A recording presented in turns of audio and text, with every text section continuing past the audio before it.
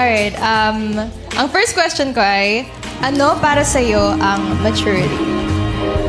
Maturity is realizing that loving someone is a sacrifice. Hindi siya puro kilig, hindi siya puro happiness lang.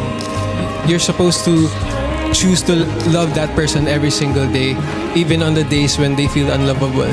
Ayun. The next question ko ay, paano ba mag-unlove ng isang tao? Para sa akin kasi, I believe na you can never really unlove someone. Parang you just get used to not having them around. Ayun.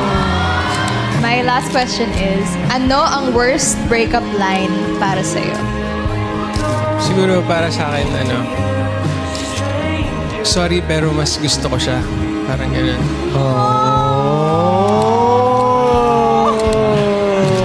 Kasi parang... Sakit nga. Oo. Kasi parang naging option ka na nga, hindi pa ikaw yung pinili. Ah!